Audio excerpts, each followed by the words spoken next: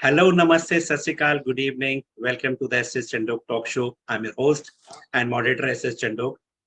Today, on a pleasant evening, when it has been raining throughout the day at many places of the country, we are gathered here to talk about a very special topic, how to make maths fun. We had been seeing that mathematics till grade 5 children enjoy, but when it comes to middle school especially, they start having a phobia of mathematics. What are the reasons behind it and how can this be removed and make it a fun-loving subject as it is? We have gathered here to talk about. We have very special guests because we have a very special episode today, director special episode. We have very special guests present here from the different parts of the country. And one of the guests is not in country also. She's in England right now, but she's joining the show. Without taking any time, I'll introduce you to the very first eminent guest present over here. We have Aditi Mishra ma'am. She is the director of TPS Gurugram. Aditi ma'am is a renowned personality in the field of education. She does not need an education. She is not in India right now. She's in England, but she has joined this show because she is always there when you talk about education, wherever she is. Thank you so much, Aditi ma'am, first of all, for joining the show on my request, and hope you are comfortable there also. Ma'am, although you do not need any introduction, but please let us know about your educational journey because you are a source of inspiration for many of us. Please, ma'am, please let us know about yourself, ma'am. There's really nothing to say special, except that I have been what I call a passionate teacher. I have wanted to be a teacher since I was about 12 years old, and I've followed my journey, my passion, my dream. I've been with the same institution for the past 38 years. I completed 38 years with Delhi Public School on the 9th of September. And all I can say is I have had no regrets for my choice of service. I don't call it a job.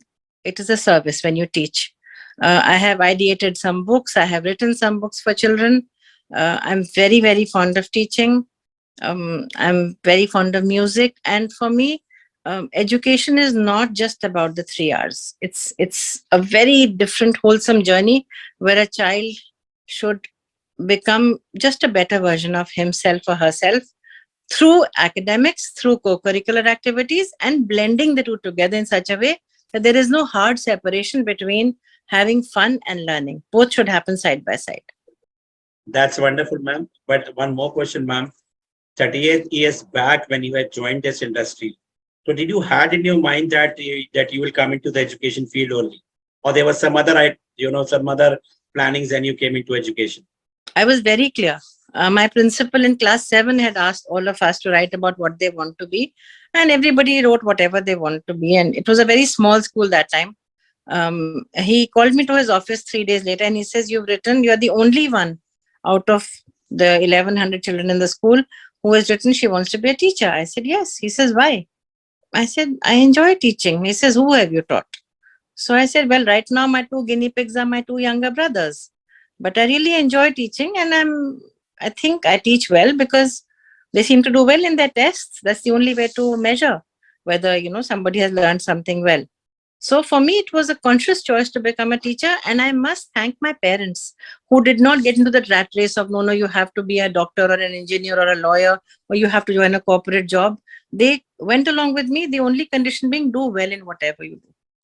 And I guess they are proud that I have turned out to do well. I have reached what I can call, if there is something called a peak, you've done what you had to do. You've reached where you wanted to be.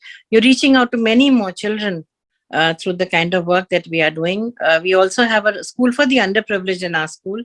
And I think the kind of pleasure and sense of satisfaction I get out of that service cannot be matched with any other job. That's wonderful. That's wonderful. And you are not only doing for a satisfaction. So many people, they are, fascinated and they are looking towards that. We want to become like Aditi ma'am. This is what they want to. That's So see, you very, become very a role humbling. model Oh my God. because ma'am, if you're honest and sincere towards your work, always you will get success. That is what I also know. Everybody knows. Absolutely. And people will keep on you following you as and when you keep on working. Right. Thank you so much, Aditi ma'am, once again Thank for you. joining the show. My pleasure, ma'am. Next, we have a very pleasing personality, a very favorite of mine, Kavita Mathur ma'am. She is the Associate Director of Vellamal Group of Schools, Tamil Nadu. Although she was very near to us, but she has gone far away. But still, and we had been connected in this or that way all the time. She had started her career, if I am not wrong, from Kanpur. Kavita ma'am, thank you so much for coming up to the show. Thank you so much And for inviting me. my pleasure, ma'am. Always a pleasure talking to you and meeting you, ma'am. Ma'am, although I know much about you, but still there are some hidden secrets there which we do not know till now. So please let us know about your educational journey. How did you start it? I think you were both in the corporate sector also and this side also in the education also. Please let us know about your educational journey, ma'am.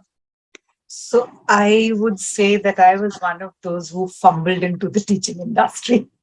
And I think from the word go, I enjoyed it so much that I got into teaching first and then went on to do my B.Ed that very same year. It was something like it's a very different kind of a high that you get when you are with children and you see them doing well. It's very different kind of a feeling that you get when you see children whom you're helping, they're succeeding. And the pride that you see in their faces, in their success, is something quite unbelievable. I have always felt that, teaching is one industry where you should only come if you really believe in it. You have to be very, very idealistic because there's no lying to the children. They see you as you are. If you're an honest person, they'll see you through. So you need to be very idealistic. You need to believe in whatever you are talking. Only then should you be in the company of children. Otherwise, I don't think so. Teaching is the place for you to be. And as you rightly said, I started my career in 89 from Kanpur, and it's been a long journey. I have traveled all over the country, and I have always wanted to explore, in the sense that I've always had this thought that if there's something that I can't do, then I need to do it. Like I need to learn it. So, irrespective of what it was, whether it was teaching or experimenting with teaching or experimenting with school management or anything, I have loved doing that. And I have, because of that attitude of mine, I would say I've worn a lot of hats over the years. I have helped set up an IB school in a place like Nasik, where Marathi was the language, and I really enjoyed every minute of it.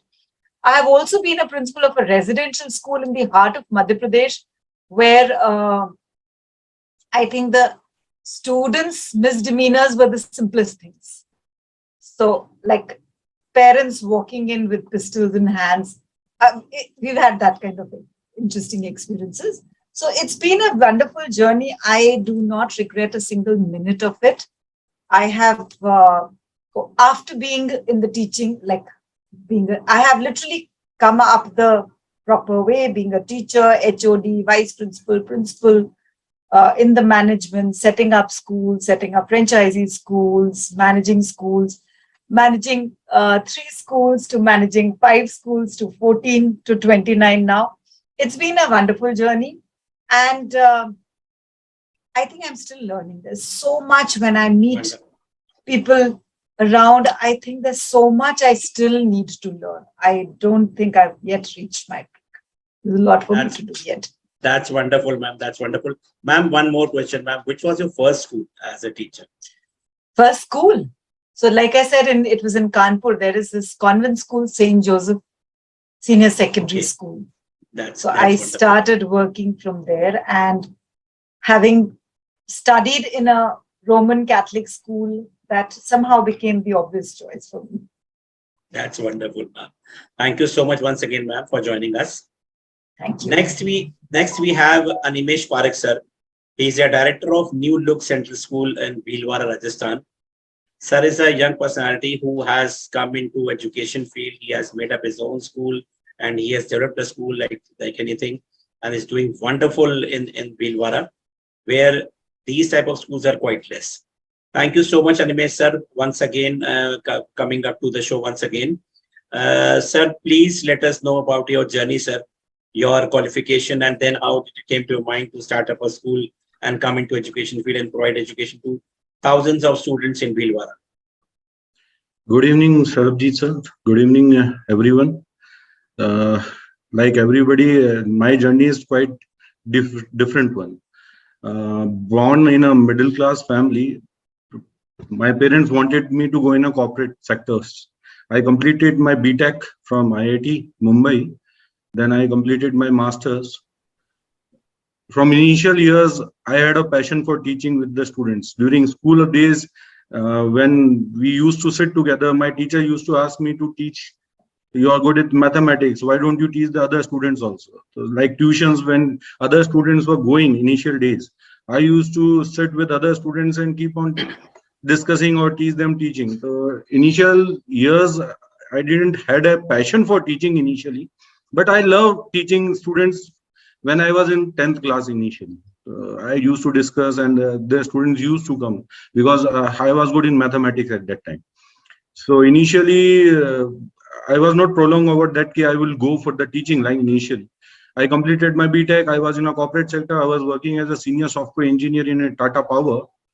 And but that time a sense of satisfaction was not there. I was in a corporate sector for more than 5 years. It seems to me in the same line, senior software engineering line, when I was in the line, I was making sure that the students who are coming, so how should I pursue my IIT? How should I do with the other things? So these concepts are not coming to me. I thought I should have to change my line. It's not a cup of tea where I am very suitable with. My parents were alone at home. My father himself is a professor in economics, but he don't want me to go in the teaching line at that time because of the whatever you may suggest type of satisfaction at the parents level. They feel like you should go in a corporate sector where you can earn more. But I had my passion. I told my parents I want to switch up and I want to go in the teaching line. Parents told me go in a government sector. I said I will not like to go in a government sector. I like to start my own school. So who will fund you?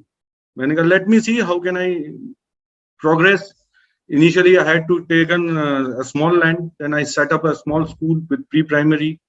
Then I had taken up a loan. Then I started a CBSE school. Right now, it's a CBSE running from last 12 years with 1,500 students with science, commerce, and arts. Initially, I was taking myself classes in maths, computer science, C++. I enjoyed that passion. I had a passion. I used to teach students at any point of time. My library was open 24/7 for the students. They can come any point of time. They can have a resource available. But that point of satisfaction comes to me whether I was earning or not. But initially, when I used to sleep at night, I thought I am what I am good. I am doing at that level best. That's something I am different. I think you all amenities are from teaching background initially, but I have done my BTech and now I have switched to this education background. Thank you, sir. That's wonderful, sir. Wonderful. I mean, so much of, things you had to fight up with their parents also to bring up the school up to this level. And now they might be proud of you that you have done wonderful and on your own. And this is a very big thing. And very few people are able to do this and take up this type of challenges. Thank you so much, sir. And welcome once again, sir. We are proud of you. Next, we have, sir, I think Reman sir is trying to join, but he is requesting on phone also that he is not able to join. Next, we have the expert of today, Mr. Nirbal Shah. He's the co-founder of Counting Well. Sir is the co-founder of Counting Well, a maths learning app for middle schoolers. Their goal is to make maths learning easy, anxiety-free, and participative for children across the country. Their focus is to help the so-called average students become more confident. Welcome, Rahman sir. I think there was connectivity problem all the time. Yes, sir. I'm in such a part that you have to bear me with this. Kashmir, we can understand in Kashmir problem is there. Sir, I'm so sorry. Welcome not much. There's a lot of electricity, going off and on. So BTS generally go out of, reach at times. So we have certain times we have problems, sir. No issues, sir. No issues. Yeah. So along with Nirbal sir, we're talking about Nirbal sir right now. that their focus is to help the so-called average students become more confident with maths and develop great problem-solving skills. They step in where school teachers are not able to provide personalized attention to the students for because of time of and bandwidth. He is also designing career maker and having live lessons on the age of between 10 to 14. They have developed. Their funda is to know that kids must know that maths matter and it will matter throughout their life. The best way to do that is to show them how. Welcome, Nilman sir, once again to the show. We are very pleased to have you here once again. Thank you so much. So, sir, first of all, as you have come, please let us know how did it came to your mind to start up an app and that to the subject like mathematics, which people are very afraid of. I have been talking to many of the principals. They say that we love to come to a show, but when I'm talking about mathematics, they're saying, please, any other subject will go, but mathematics won't do because still we have the fear of mathematics. So, but there were some principals also who said we had that fear in our time. So we will like to come to the show and we like to understand the reasons and remedies out it so that we may bring this forward to our students in our school at least and remove this phobia which was happening since long and ages. Nirmal sir, over to you, sir, please. Thank you for inviting me again, sir. It's always a pleasure to be here, and it's great to be in such stellar company today. Uh, and I'm not as much of an expert as Chandok sir makes me out to be. I'm just starting out, but compared to all of you, I'm very early in the education field. So why we started Counting Well? I think the seeds of Counting Well go back several years when I was in the IT industry and I was managing the India business of a software firm, of software consulting firm. I was also their VP of global delivery. And as part of my job, I used to hire a lot of people from IITs. I've been to uh, several IITs across the country, the old ones, Guwahati, Roorkee. I've been to the new ones all the way from, Goa to Mandi. And one common thread that I found everywhere when we interviewed these people was that most of the students were very good with what was taught, what was in the books. But so they could rattle off formulas just off the hat, right? But when it came to very basic common sense mathematics, when we tried to interview them on those areas, we found that everybody was lacking. Now, initially, of course, when we went there, our expectation were very high that since we are hiring from such institutions, the students will come with that level of depth. But what we found is that while there is a lot of engineering skills, when we come to basic math skills, they seem to be lacking, or in a way, what I call as common sense math is what was lacking. So simple things like when we ask them that, do you know that ratios, percentages, fractions are all the same thing?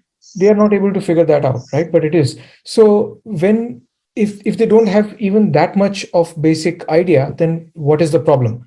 And as I started to delve a little deeper, what I understood is that it's not really an IIT problem, right? They're too far out to fix that problem at that stage. It's really something which starts at the school level. And then I saw my son go through a similar phase. So when he was going from primary to middle school, I could see a change in his behavior, not just towards mathematics, but especially towards mathematics in particular. What I saw is that he would come home earlier, he would come home very excited. As soon as he got home, he would pick up his books and do his homework. When he got to middle school, things changed. He would start with excuses, I'm hungry, I need to go play with my friends, they will go home, this will happen, that will happen. Somehow push it to the last thing that he has to do in the day. And then we would have to force him to do it. With maths in particular, as I observed him, what I realized is that we were able to contribute quite a bit to his other subjects. But when it came to maths, our contribution started to diminish. We found that there were a lot of complex topics which were starting to appear. And therefore, and this is, I think, a common thread in all Indian households, we'll find that the parents' contribution to the children's learning, especially with maths, starts to reduce when they get to middle school and above. So that was one thing which happened. And the second thing which I realized is that as he's solving the maths problems, he still tries to link it with specific concepts which are being taught in the class rather than trying to follow a methodology for problem solving. Now, as we delved a little deeper into that, what I realized is that, especially from middle school and above, when the kids get word problems, when multiple concepts get mixed, how they need to really solve the problem is that first they have to start with understanding the problem, which means that language plays a very important role in maths. And that is something which seems to be kind of not being given a lot of attention to in most of the classrooms. That language can become a barrier when it comes to math problem solving. And they have to understand word problems. They need to apply some kind of a mathematical context to it before they solve the problem. The other thing which I observed is that, since multiple concepts are getting combined, they also need to have a strategy to solve a problem. They cannot simply say that here is a problem, it is from triangles, so I will use the triangle formula. Sometimes, even if you say triangles, there will be something which is related to linear equations and polynomials and so on. And how do they combine all of these together, especially when it comes to examinations? And I found that these are the areas where the focus was not being given in the classroom. The focus still remained on learning definitions, remembering properties, learning theorems. When I say learning, it basically meant that they just had to remember the theorems, right? Step by step, give proof. They just remember all the 5 steps, and here is the proof. So the actual numeracy skills or the sense of numbers was really not there. And when we observed all that, that's when my co-founder and we started talking about it, and we said, is there something we can do to solve this problem? And when we started, coming from a software background, our first most instinctive action was to create a software platform to figure out what this problem is. And what we did was we created an assessment. So we said, can we create an assessment that will help us identify these learning gaps? So can we identify that, are the children really having a problem with language comprehension? Are they having a problem with strategy or modeling skills? Are they having problem with number calculation skills? Where are the problems? And do they have problems with specific concepts? So we created this about 5 years back. When we did this, we went to a few schools and we said we would like to do a pilot, and some schools allowed us to do that. So we did it with about 1,500 students, where we gave them this assessment, and we kind of collated the data which came out of it to validate our hypothesis. So when we did that and we went back to the school principals with our data, it showed that definitely, yes, comprehension or the language skills are very important, and students are deeply lacking in those skills. They're also very deeply lacking in modeling skills. So when we showed it to them, the principals came back and said that, guys, look, you are giving us a set of problems which we are more or less aware of. We need a solution to this. You can't simply say that here is a set of problems, because that is what everybody does. Everyone comes and says that Indian education system is broken, सब टूटा है, किसी को कुछ आता नहीं है. तो नहीं आता तो आप हमको बताओ क्या करना है, right? Don't just keep telling us that we don't know what to do. And that's when the seed of counting well was sown, so to speak. We realized that we need to not just come with a set of problems, we need to have a solution to that. And we need to also involve the schools very closely in that solution. We cannot create something which is only going to be a standalone thing for children to learn by themselves. It has to be a very closely knit part of the schooling system. So that's how we decided to create a blended learning platform. This was before COVID, before people talked about blended learning as a thing.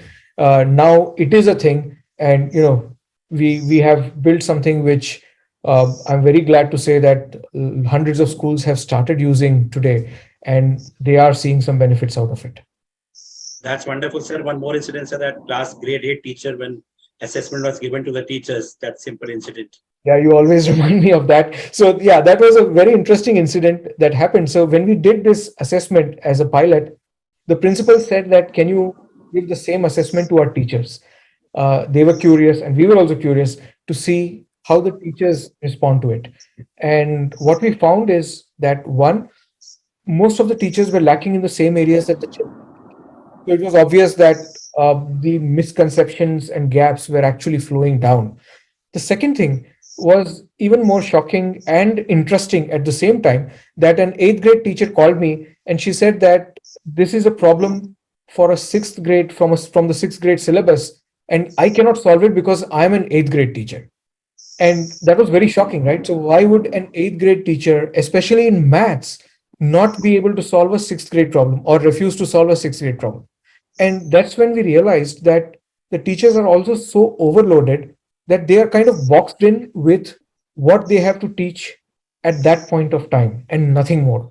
They don't have the time or energy or maybe even resources to look beyond what class they are teaching at that particular point of time.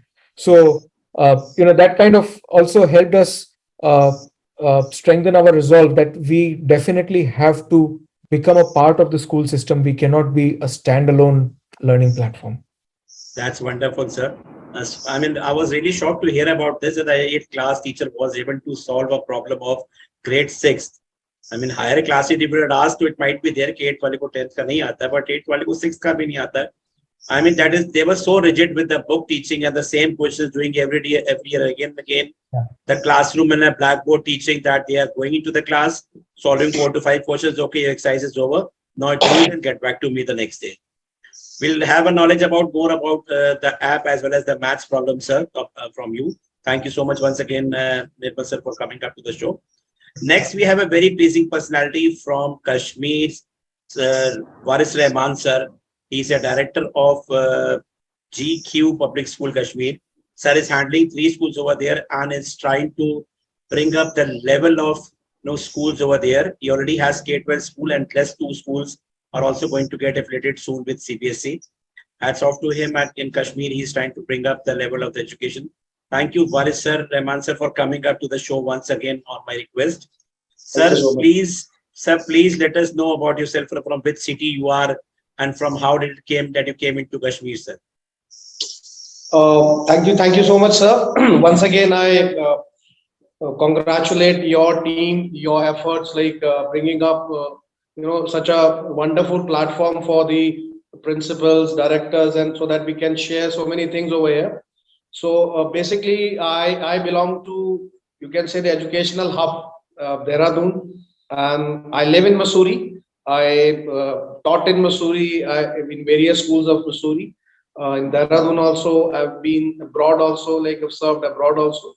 So in my 18 years of career, I have been to different schools with different posts and all. So it was last year when I and my friend Mr. Mohit is the co-founder of our education, like it's EduSafe Education Foundation.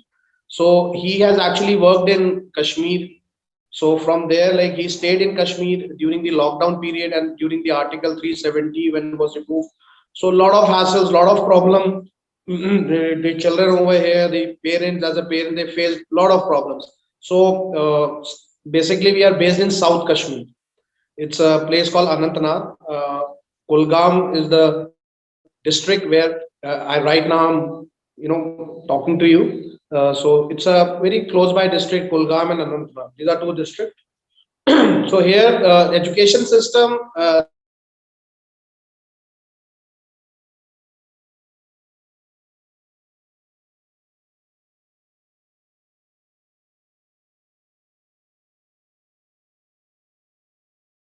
I think there's some network issue. Or you can say to bring up some positive change in the education system over here.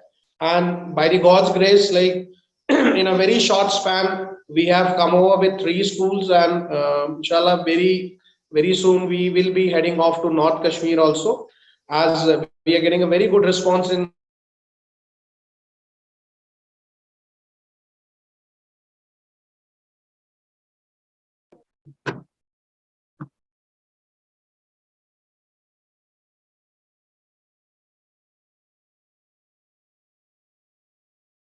curriculum also in one of our school. So we are heading off with that international curriculum also, which no school in Kashmir provides, like the Cambridge curriculum. So That's wonderful.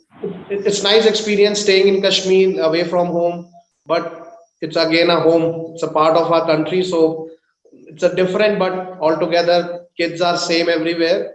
And the topic is mathematics. I can just share one thing, that kids over here, they are wonderful. They don't have anything to distract them. The only distraction they have is studies. When they go back home, they are with studies every time. In winters also, In summers also, they don't have any holiday. Their school is their home.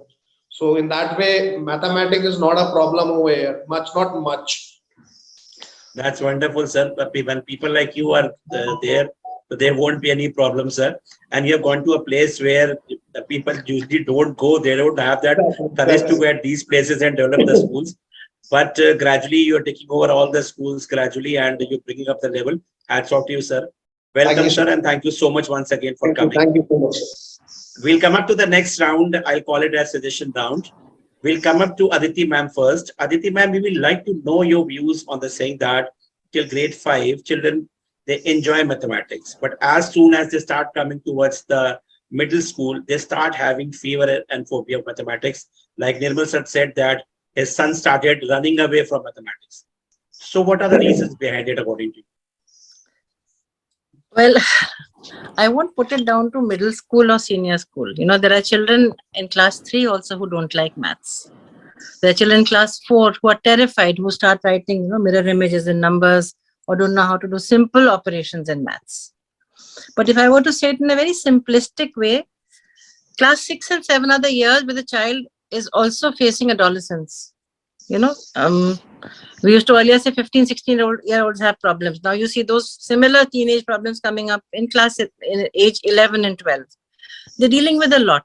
Times have changed. They have so many distractions. Like Mr. Rahman said, the only distraction is academics. That's a wonderful thing. In cities like ours, distraction is the internet, the smartphone, television, Sky TV, you name it and it's there. So I think it's wrong to say that it happens only in middle school. Children have a fear of maths from a young age also. I can put it down to a couple of things as an educator, as a mother, I would say. One is the lack of practice of mathematics at home. It's being taught in a certain way. Now, at home, I don't even blame the parents. They are both working. But I just wish that some parent, upon coming back, should be able to review what has been done. It doesn't happen. The simplest thing for a parent to do sometimes is tuition mein bhej diya. And tuition for me is the worst thing you can do to a child. It just does not help. It's like going from one class to into another class. And the more damaging thing is that a child who's gone for a tuition in the evening is unlikely to pay attention in class in the morning, in school. Because sham ko to karna hi hai. So I can ignore, play around, not pay attention, do whatever. Now, maths is also a subject which sort of builds upon itself. For English and maths, I always said you have to base itself on previous knowledge. It doesn't happen so much in the other subjects. So if a child has lost out on the basic things of the 4 basic operations, then it's a downhill stride from class 5 onwards. And maths somehow becomes an albatross. For other subjects, I say it's very difficult to fail. But for maths, if you've lost out on the basic, if the foundation is not there, then how do you build the structure on top of it? And I agreed to come to your show, like some of the principals have said that they were scared of maths. I was terrified of maths. My father was in the army and I moved around quite a bit. And in my time, I'm ancient. In my time, you had traditional maths and modern maths. Traditional maths, I learned pound, shilling and pence. Modern maths was suddenly all about sets and subsets and rupees and paisa. In class 5, I had not the faintest idea because I had moved 6, 7 schools by then. I didn't know whether India used pound shilling, how many shillings make a rupee. I had no idea. So my basics were like shaky, very, very shaky. So if I had continued with maths, like Mr. Shah says that, you cannot survive without maths, I have survived pretty well, but I do regret. I have a very deep regret that why did I not get into it more deeply? Why did I not get after the subject and make it mine? I didn't make it mine. I was just terrified. Before a maths test, I would vomit. I would have a headache. I would cry on seeing the paper. I did reasonably well because the threat was if you don't do well, you will go for tuition. And tuition in my time was bad. But today, tuitions have taken over. There are too many other distractions. Parents do not have the time. But my experience has shown me that if you do maths in a fun way, you integrate it with dance, music, art, theater, you've got it going. Children will never forget those lessons. They will never have to learn maths. They will just study it like any subject with fun, with games. That's my take on the maths. That's wonderful, ma'am. That's wonderful. It is but obvious that these things are not, the distractions were not there, but we did not got the good teachers. We can say whatever you can say, that good teachers. A teacher can change your life. The good teachers. The classroom teaching was teacher oriented, not child oriented. That was also a problem. And when you are teaching mathematics in the same way as the other subjects are taught, maths won't get into the head of the students. That was not your fault. That I regret and all. It was not your fault. It was fault of the teachers which you got during that time. Now you see, now teachers say that we respect our teachers till now. Now the students, they don't respect teachers. So we have to say that you don't get respect. You have to earn your respect. If you're giving your children good, they will obviously respect you throughout your life. But if when you are not giving anything to them, you're just fooling them around or going for the tuitions and coachings like the seniors classes to teachers, most of them they do. They will never respect you in life. I have always taught throughout my life accountancy as a teacher. Till now, after 26 years of my teaching, students, when they meet, they are married, they have big kids, they come and they give a lot of respect to me throughout the city. So you have to earn your respect. That is what is needed. And when you're getting a good teacher, you will always love that teacher also, of course, that subject also. Thank you so much, ma'am. We'll come up to Rahman sir. Rahman sir, we will also like to know your views on the saying that, in middle school, it starts from the primary only, but when it comes to middle school, it increases, at Aditi ma'am said, that the fear increases because the syllabus increases or whatever it is. So what are your views on this, sir? Sir, you're on mute, sir. Rahman sir, you're on mute, sir. Okay. Here I just want to highlight the most important thing, that is the teacher's role. Teacher's role is very, very important in the early years. In early years, only the teacher, like as we say that the child psychology, that till the age of 7, like your mind, your brain develops. So at that particular time, if you get a fear of something from your teacher, it comes. Like if the teacher is not making your concept clear, so you will have some doubts, and that doubts will club in, and then somehow it becomes a big cloud. It's like a mountain, like which in class 7th or 8th, where every concept, like you keep on adding, like algebra, like geometry, and geometry is the biggest fear. As a child, like if I was in a grade 8 and all, geometry was the biggest fear for me. I could not understand geometry any point of time. Like proving theorems, like theorems is something, it's a heavy word, like theorems, like proving it. So there, the complexity is also there. A lot of complexity is there in our system. I think so. If we talk about only, Sir, you're on mute again, sir. Yeah.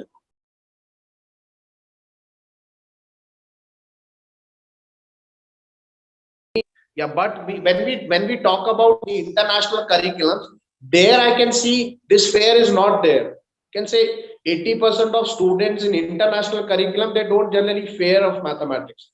There, because from the lower classes itself, the things are explained in such a way. Like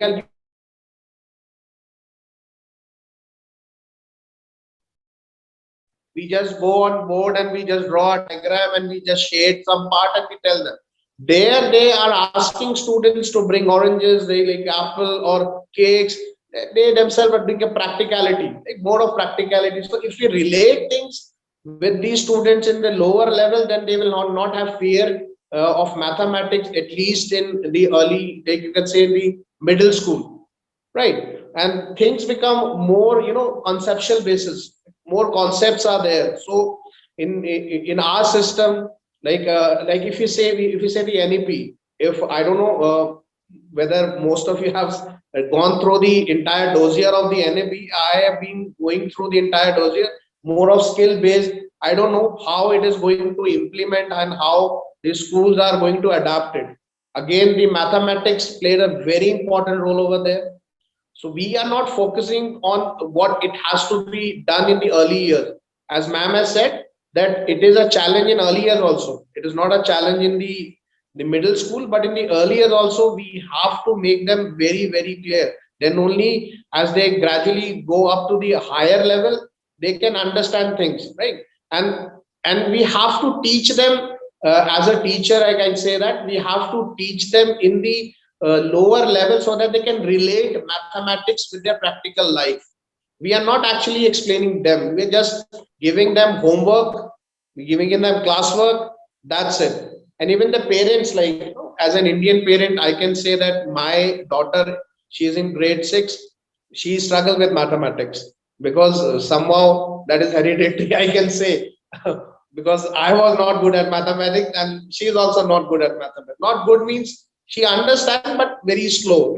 That phobia is still there. Learning, we just ask them to learn the tables. We are not telling them where tables are being used, right? So these basics, if we clear at the primary level and the lower level, so things will get sorted out in the middle school and the later stage also. Absolutely right, sir. And it's a very common reason when the parents they had phobia during their time for mathematics, they will keep on saying to the child, "Beta, maths is going to be a very good thing, big thing for you, beta. Maths ko संभाल के रखना. Maths you have to practice. It's a very difficult thing." So Papa and Mama is every time saying difficult thing might be something. It might be a difficult thing. It becomes gradually a difficult thing for. That is also a very big reason. My wife keeps on saying it to my son. He's in grade 9, the younger one. So he's 9, but maths, maths, maths. So he says, "Mama, what about maths? Maths is what a big thing." Because she had the phobia. I didn't had. I had till 12th. I had mathematics. So when you are pointing it to as a difficult thing, it will always become a. This is also a very big reason, sir, which you are saying. And as Aditi ma'am was also saying about mathematics, that I had not taken mathematics, but still I am surviving, as Nimble sir was saying, maths. But maths is we are using 24/7 all the time. Even in kitchen, if you are cooking, there mathematics is there also. So mathematics is needed, but practically in, while studying, we are not using it, but still we are using everywhere. We have to do the calculations that how much of water has to be added to the cereals that you can cook. So maths is needed everywhere, but how it has to be made easy, that is the most important thing. Thank you so much, sir, Reman sir. We'll come up to Kavita ma'am now. Kavita ma'am, in your opinion, why do middle school students, lose interest in mathematics?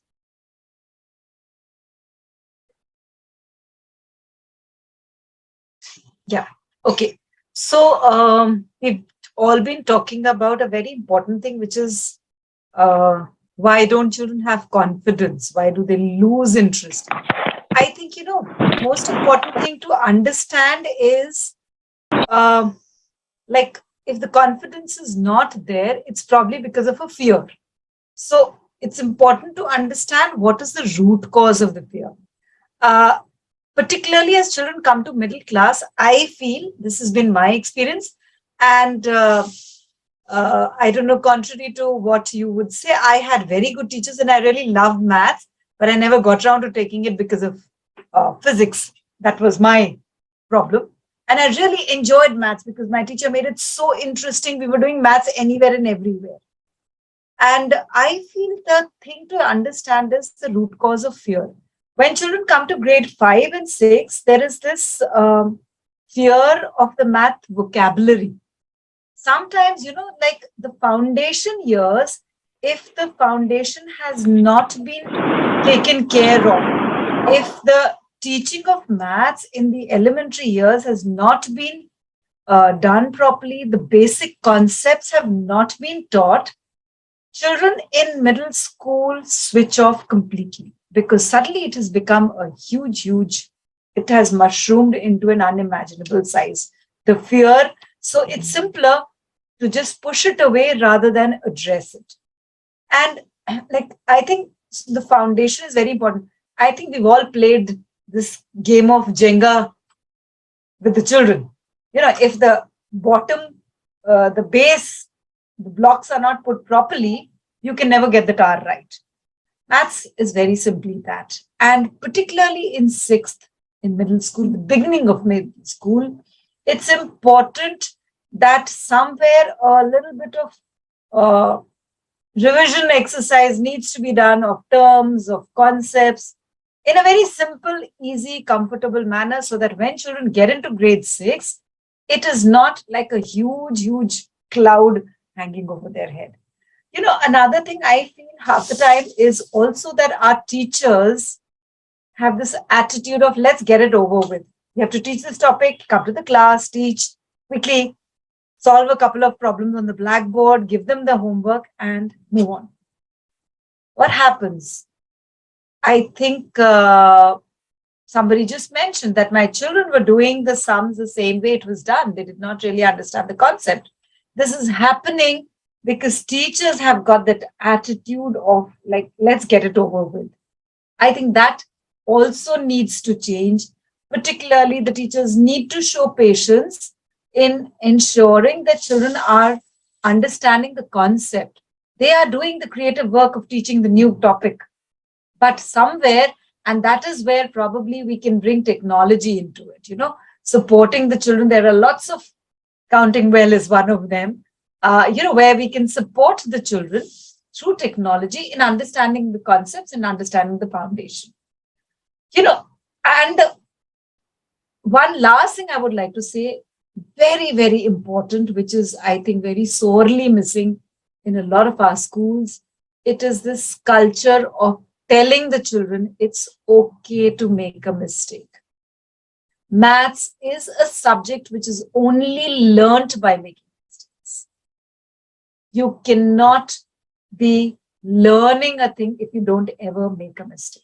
So that's something I think it's very important, letting the children practice again and again, let them make mistakes.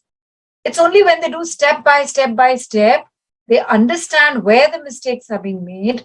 They're allowed to make mistakes. It is told to them it's all right to make a mistake. I think that phobia, that fear, that horror of maths is going to go away, which is really prevalent in middle school. Absolutely right, ma'am. That's right, because that you can commit mistake. That is very important. And many schools we have seen teachers say that you have took out the right answer, but the way you have done is wrong. You have to do it according to what I said. Exactly. That is also rather than explaining why they need to do it that way. They will tell, no, you just do it this way. This way only, which I have told you. You cannot do it your wise. That is also, when you become rigid, there also problem creates. And when you are inside the class saying that you are wrong, so the rest 4 students who are ready to ask a question, they won't pick their hand up and ask a question. They'll get insulted. That is for sure. Thank you so much, ma'am. We'll come up to Animesh sir. Animesh sir, because you have developed a school and you are having a maths and physics background.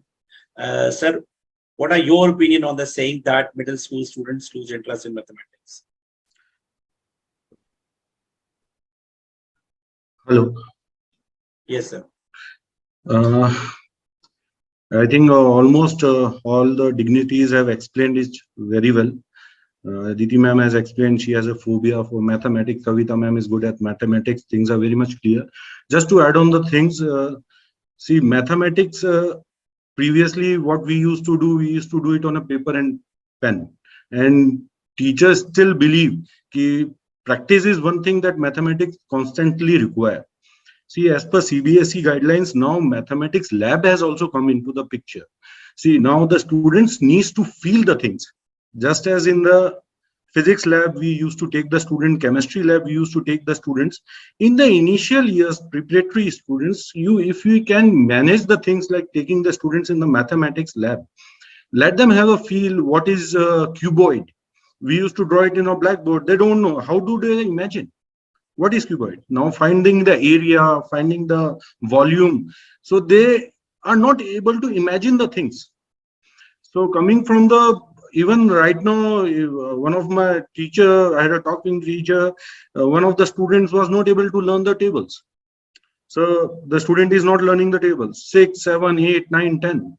And still we are making the students learn the table in the basic ways. 6, 1 is 6, 2, 6, 10, write down on the paper.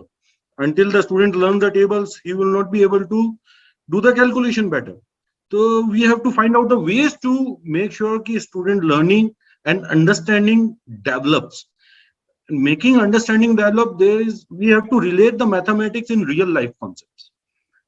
Subtraction and addition you can relate in real life problems. You can ask the students, if you go to the market, given 5 rupees, 2 rupees, if you purchase something like this, you have to relate in mathematics and real life things.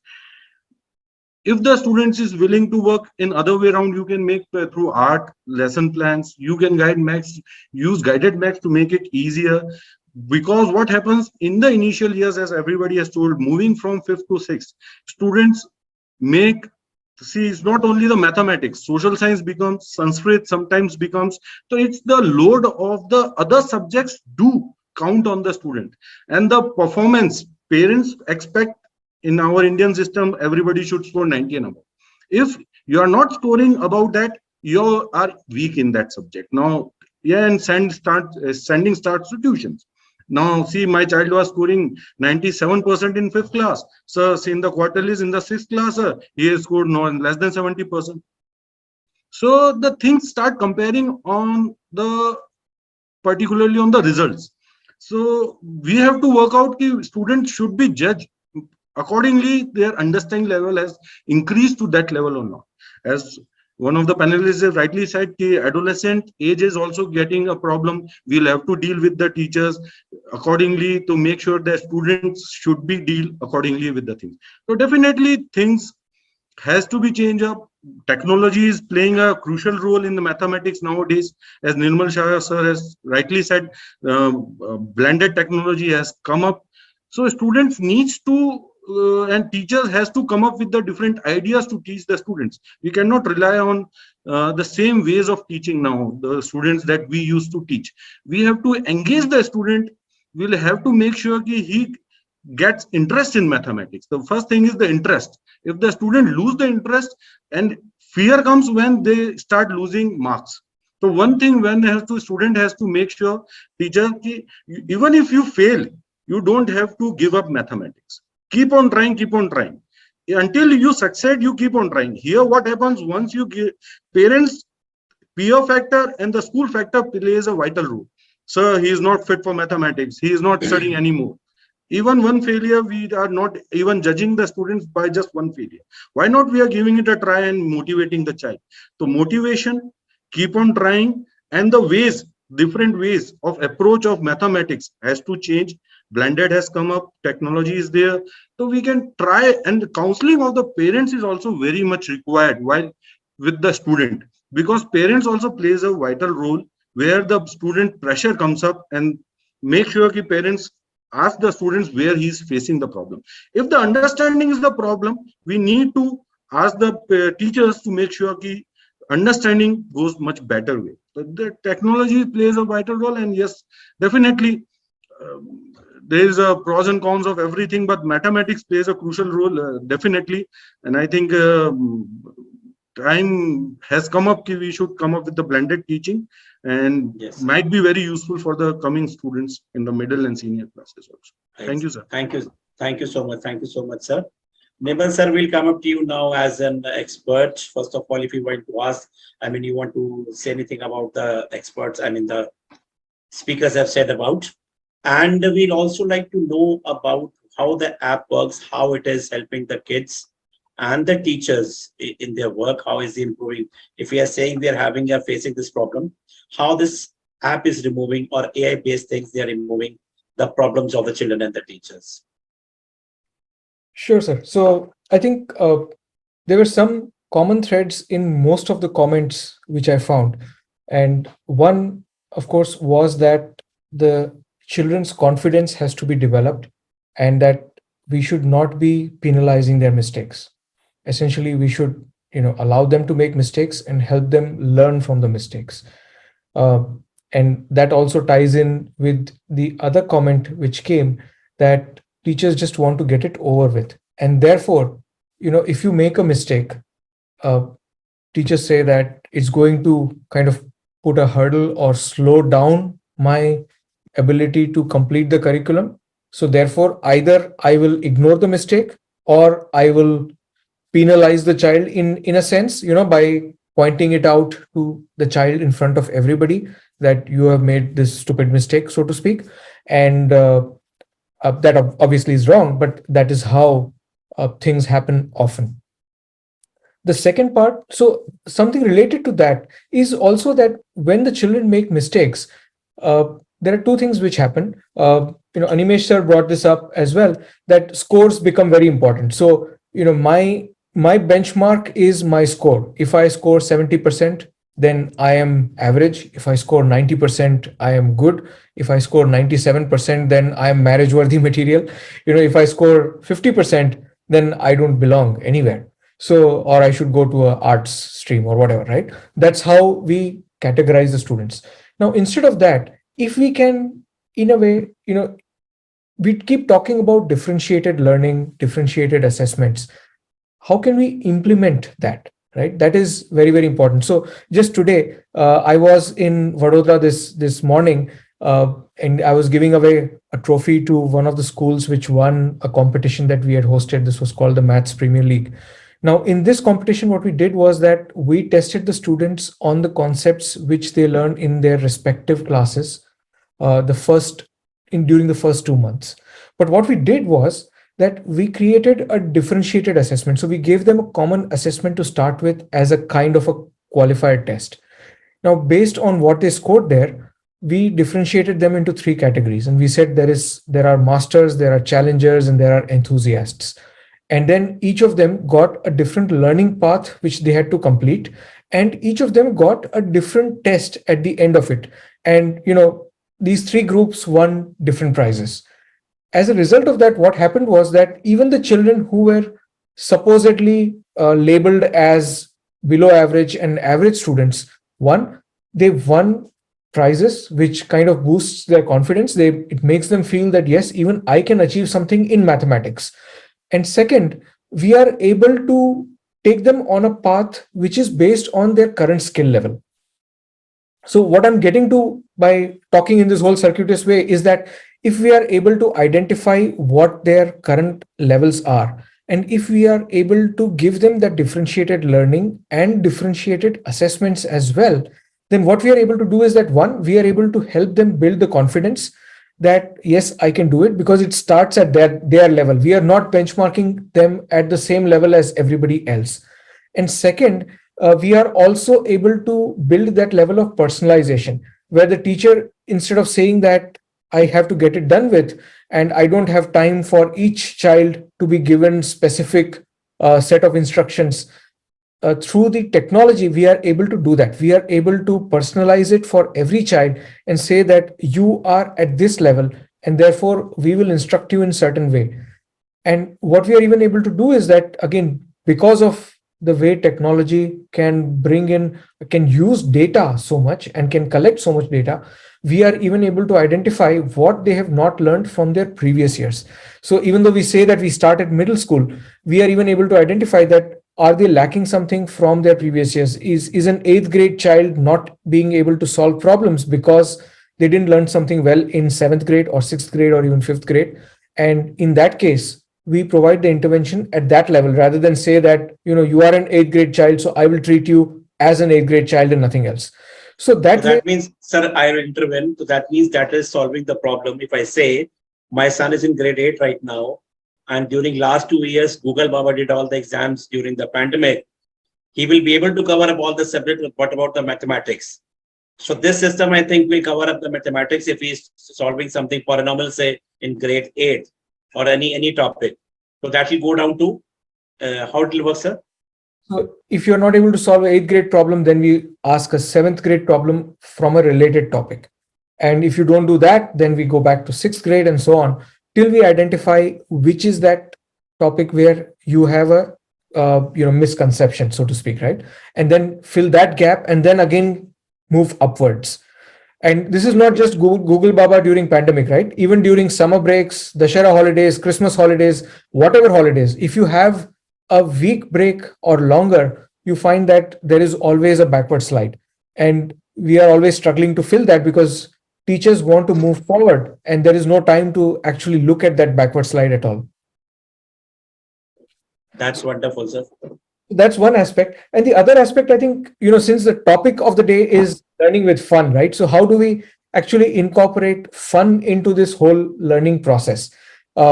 And that is one of the areas where we have focused. And I'm sure that a lot of other technology implementations also try to bring this in some flavor or the other, right? So one, of course, is gamification, where we say that, you achieve some amount of learning and we say that you've moved up one level and you've scored so many points and things like that. It kind of gives that little dopamine kick to the kids and helps them feel happy about what they've achieved and move forward. The second part is how we have created all these competitions. So you see right now something called financial literacy challenge on my screen behind. What we have done is that we have created a series of events and competitions which are math related, which are related to the classes that these students or these kids study in, but they also link it with either some kind of higher order thinking skills or specific life skills and so on. And by doing that, again, what we are able to do is that one, we are able to show them how the math they learn links with real life in different ways. And second, because we give it a competition flavor to it, there are some prizes at the end and so on. What happens is that the children get very excited about it. They feel that, yes, I want to do this. So they don't even know that they are actually learning math, but through this process, we encourage them to learn. So there is always a learning component involved when they participate in these competitions. And at the end of it, then there are prizes and so on. So that is a way of kind of involving that element of fun into their whole learning process as well. That's wonderful, sir. And I saw your post also in the social media. That trophy, that was the 7-foot one, which you had to give it.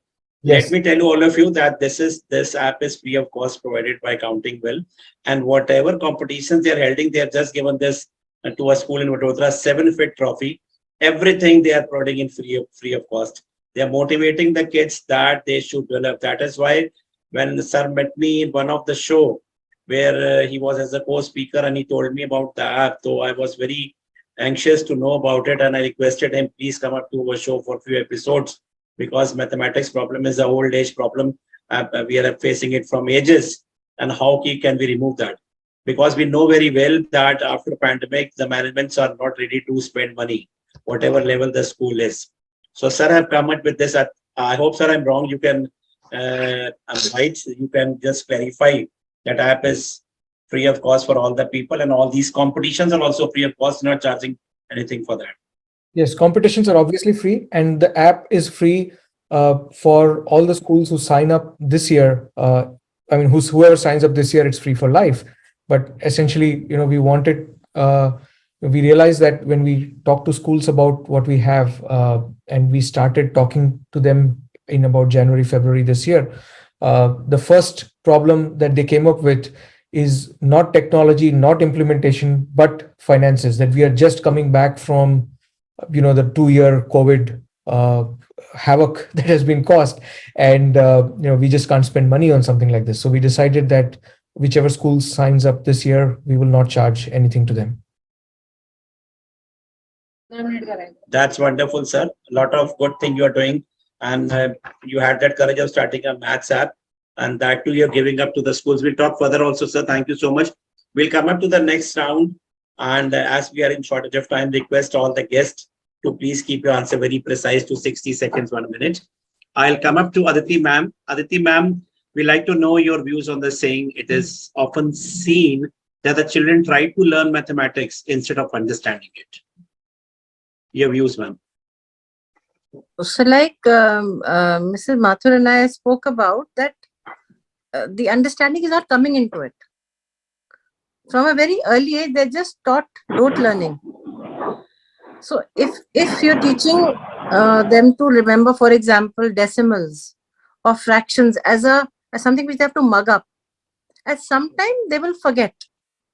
But if it is taught differently, maybe using a pizza or making a jal tarang, then they will never forget it. They will always associate fractions with jal tarang, that I filled in 1/8 of water, I filled in 2/8 of water, and it will become something which they remember with fun and creation.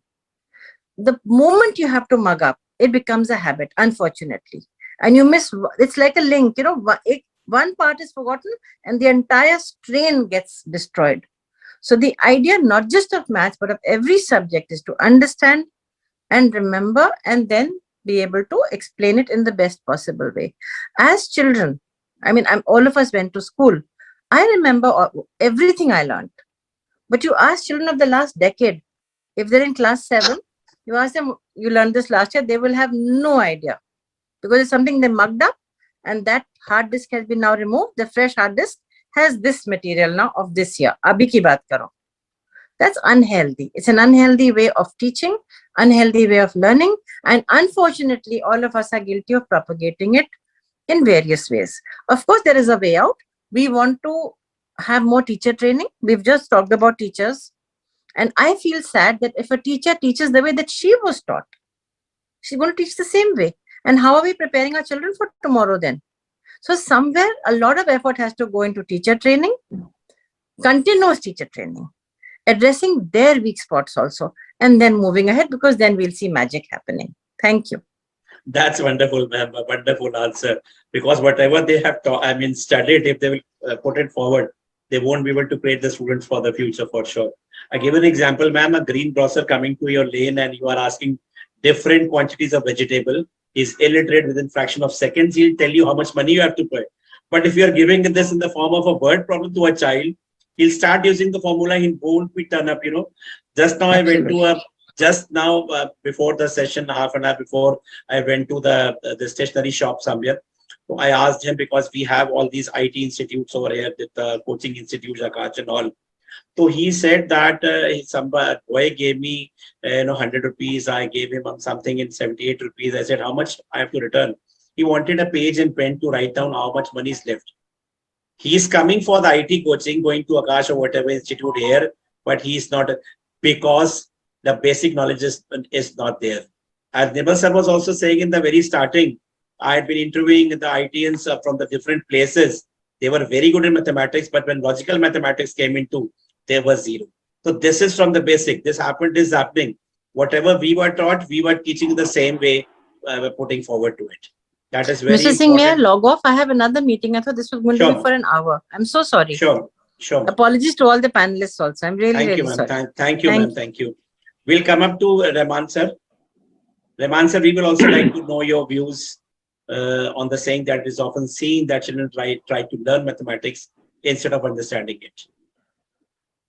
Again, I want to comment on my same quote that teachers plays a major role over here. I'll share one small experience. It happened in one of my school. Like, the teacher came in, he was excellent in mathematics.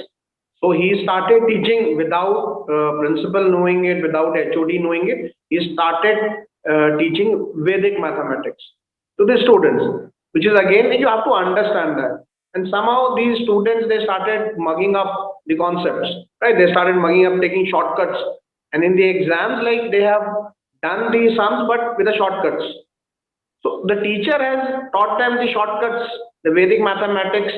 And when it comes to practicality, they like solving the sums and all, they said, okay, this is what we have been taught by the teacher. So the teacher plays a major role over here, that we have to inculcate that habit to understand it, rather mugging it up. Like when I was young, so there was a school, like a government school nearby, where I always used to listen that words, like it always, the enchanting words, like there's eki kai, doi kai, and they say doi kam do do nicha, with loud voice. So when we start making a habit, like, mugging up or learning things without making them understand, and we have to keep it real also, like related with the real life, like make a number bonds with biscuits or pieces of fruits, or add up a price of supermarket items to it, or many things we can do, like building blocks are there. So if we relate it with the real life, then they will start it, understanding the concept of mathematics, and they will just find it very easy. So we have to keep it at a very low level, right? We don't have to create like a mountain, like. So if we try to reward them also for some, success. Suppose a person has just started learning adding, so we just try to reward them also. These rewards and all will come into a picture. Automatically, they will understand that, okay, I have done something good. And if you just ask them, okay, tell me what is the table of 2. So they will only remember the table of 2. They will never understand what is the application of that table of 2, right? So we, as a teacher, it's a major role, like, to make them understand. As a parent also, if you are good at mathematics, so try to help them in such a way so that they understand rather mugging it up. That's wonderful, sir. That's wonderful. Thank you so much, sir. We'll come up to Kavita ma'am now. Kavita ma'am, we would like to know your views on the saying that blending learning has helped children to grow in a better way, especially after pandemic. So I think the pandemic, a lot of people have said that there was a huge learning loss. I completely agree with that. But I think the pandemic has really shown us a great path ahead also. Because one problem which Dr. Aditi Mishra was talking about is uh, the competence of teachers. She was talking about that. It's a huge challenge in India. We do have a severe shortage of good teachers. And during the pandemic, what we did realize was that the teachers are important, but somewhere technology can support these teachers in helping the students learn. The challenge lies in how to blend technology with the classroom. You cannot leave it to technology, neither can you leave it to the teachers. Let me give a simple example. I was talking earlier that the basis, the foundation is often not strong enough in children. And that is where I feel the teachers should use technology. Maybe they can bring in recorded videos of the basic concepts where companies like Mr. Nirmal Shah's company, they're doing such a commendable job. They can pitch in to fill in the gaps. Teachers, all said and done, are human beings at the end of the day, and they have a lot of pressure from the board, from the school management, from the principal to finish the syllabus, to do 50 other things along with that. I feel we need to be very, very judicious in blending technology, and it can be a huge help both for teachers and children. But what is important is it needs to be guided. It cannot be that you just tell the children, okay, go check this out. That's not what it is. When teachers integrate technology, they should give exact instructions. Okay, this is the app. You go there, open this module, open this sub module. You look into it, read it, and come back tomorrow if you have any queries. Or maybe you go through that and then try solving these sums. Conversation, unfortunately, communication is really missing in our schools these days. I feel if teachers become big facilitators, technology and blending of technology can be a huge support for both the teacher and the student. That's wonderful. Right question and right remedy you have told us, ma'am. Thank you so much, ma'am. We'll come up to Animesh sir now. Animesh sir, your views also on the saying that blending learning has helped the children to grow in a better way. Definitely, as Kavita ma'am has rightly said, it's up to the teachers to use the technology in the right way. The technology is available, but first the teacher has to use the technology and guide the students to use it in a better way. If the teacher is not about the technology, how the students are going to use it? So the training of the teacher is the first thing where the other, whatever the things are available in the market and the schools are trying to use it, we'll have to make sure that teachers come up in a better way, how it has to be used, and the understanding of the application has to be given to the students. Every teacher has now got an idea in the corona times how to use a YouTube channel. Everybody has got their own ways of making things done, but the way, see, the number of students also depends in a classroom how many students you are dealing with.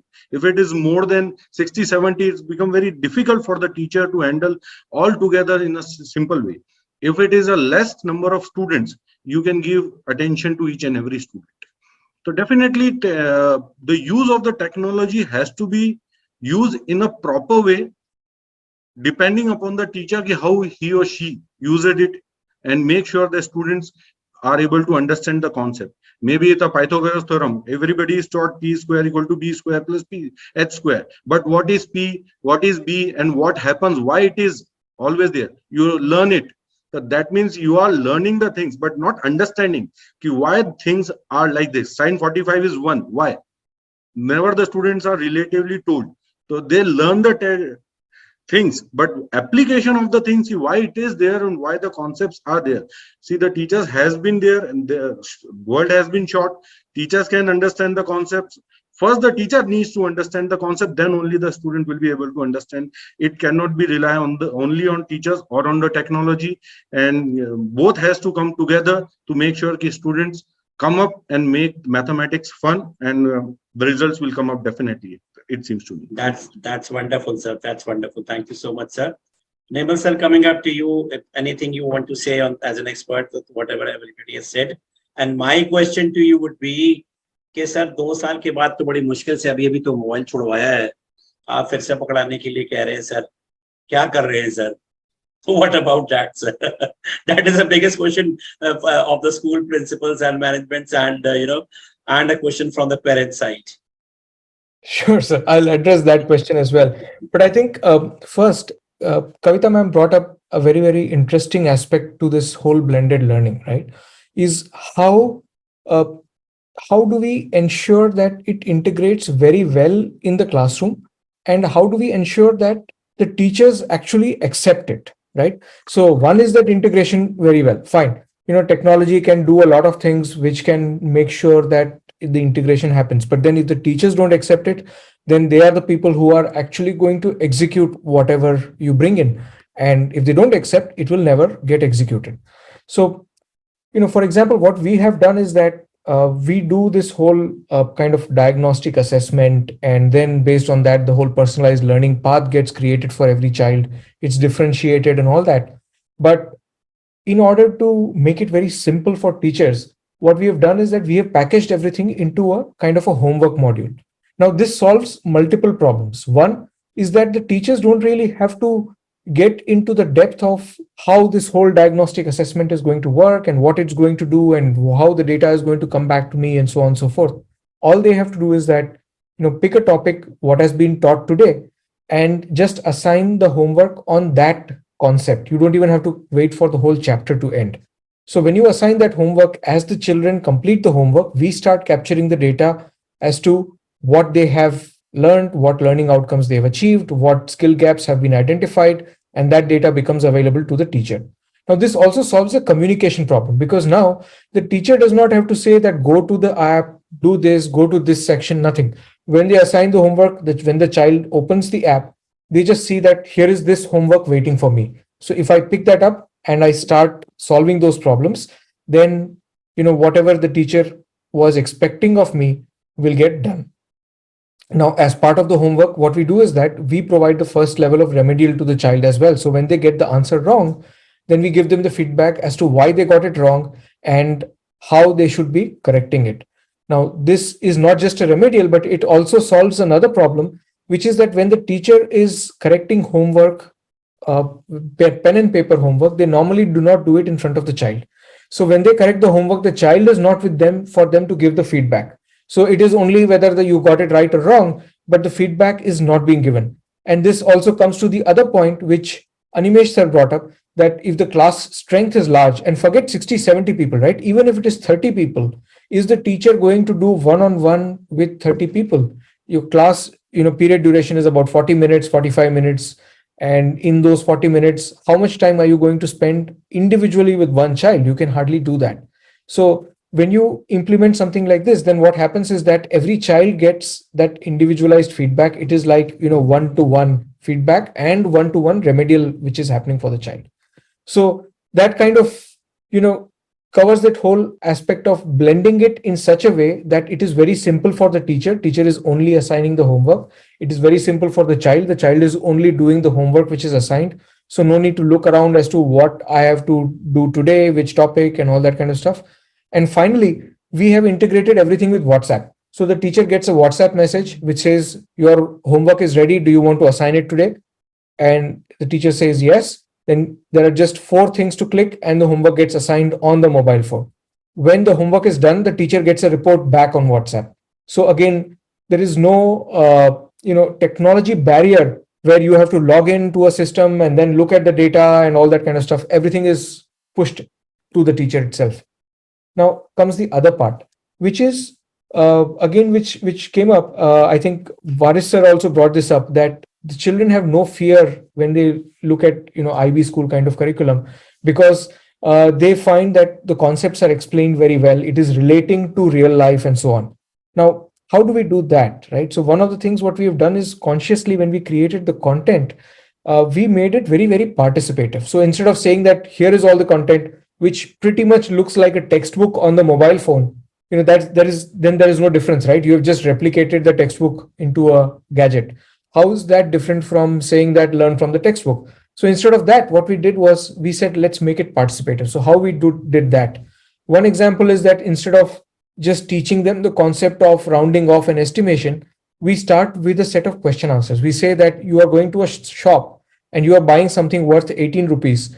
Which of these currency notes will you use? Which is the closest to the amount that you have to pay? Is it going to be a 50 rupee note, 20 rupee note, 100 rupee note, or a 200 rupee note? Now the child will instinctively say that yes, 20 rupee note is the closest.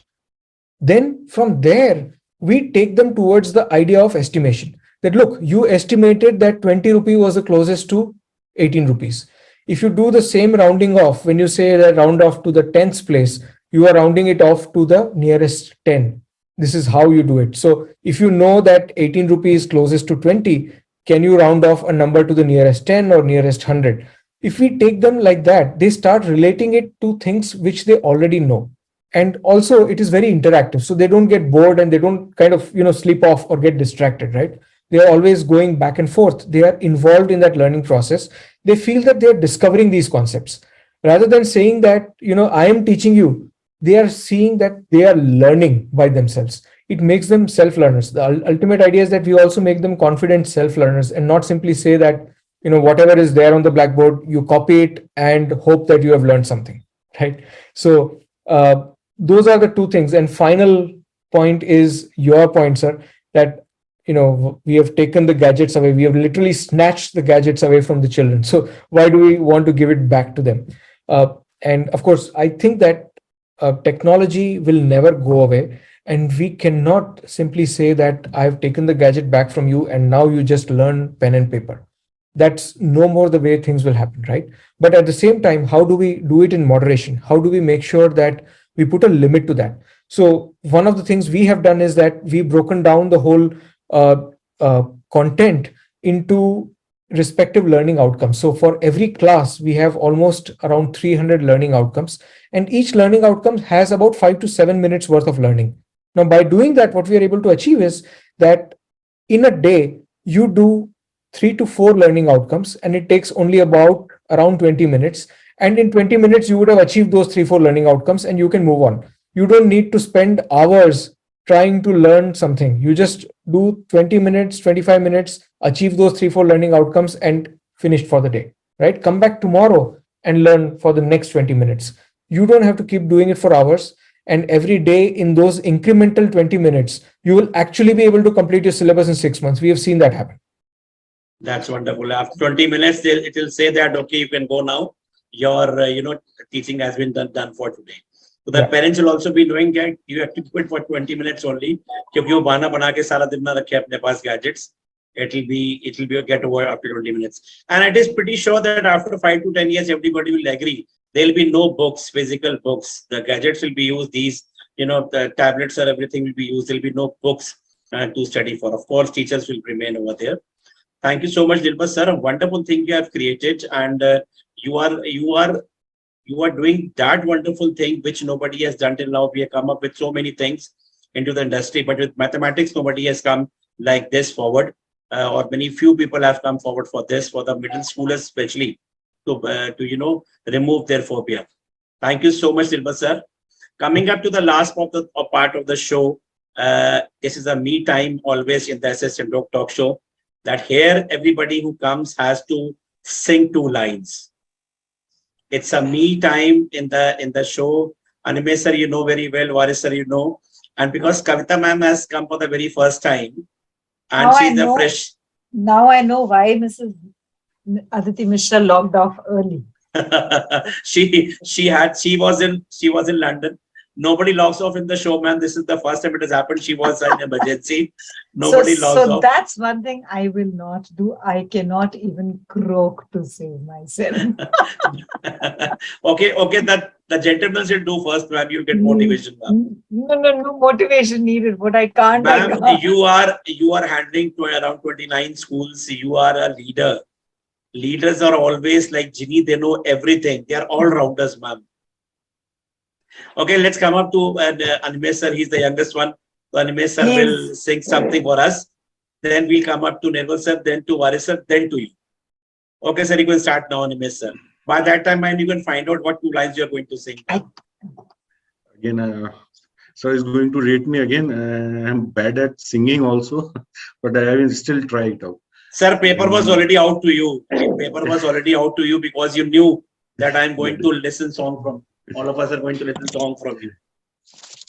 जिंदगी का सफर है ये कैसा सफर, कोई समझा नहीं, कोई जाना नहीं, है ये कैसी डगर, कोई समझा नहीं, कोई जाना नहीं. Thank you, sir. Wonderful, sir. Your singing has improved from the last time, sir. Thanks a lot, Kavita sir. ma'am, we are talking to Indian Idol people to start up a show with the educationalist only. Yes, And you many must of our go ahead. educationalists. I'll be one of the judges. No, you will be one of the contestant, ma'am. Or Not I'll judges. become the compare. I can do that. No, not at all, ma'am. Oh, For we'll come up. sure. Nirmal sir will come up to you. Or like Varis sir lost the connection. I Nirmal think sir, you I'm can also go. soon going to lose the connection.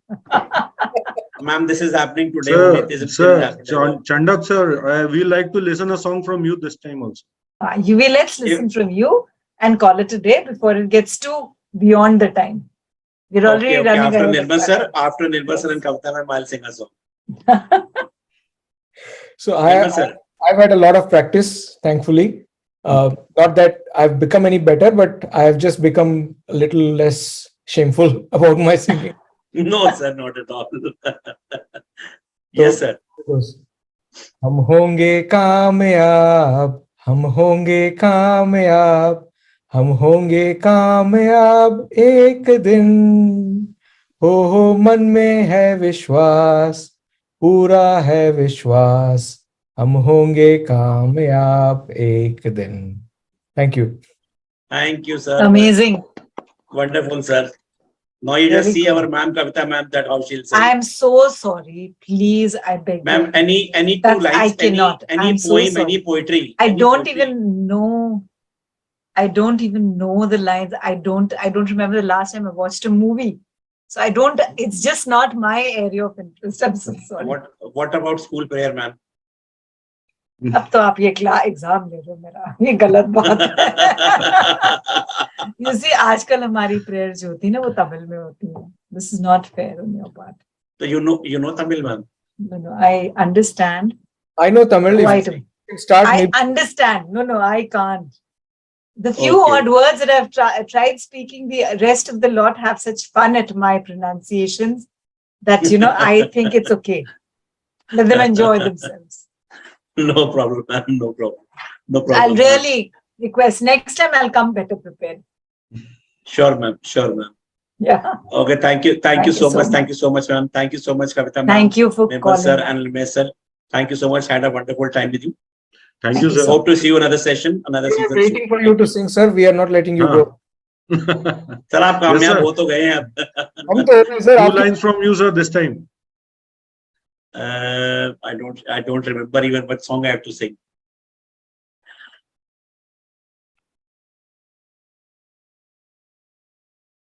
सूरज की गर्मी से जलते हुए तन को मिल जाए परवर की छाया, ऐसा ही सुख मेरे मन को मिला है, मैं जब से शरण तेरी आया मेरे Ram.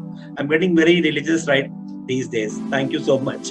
Thank you so much. Thank for you. hearing me also. Thank you so much. You can Thank see you. Bye bye. Thank you, so Chandok much sir. for coming. Thanks a lot, sir. Thank you. My pleasure, sir. Bye-bye. Bye. Bye bye.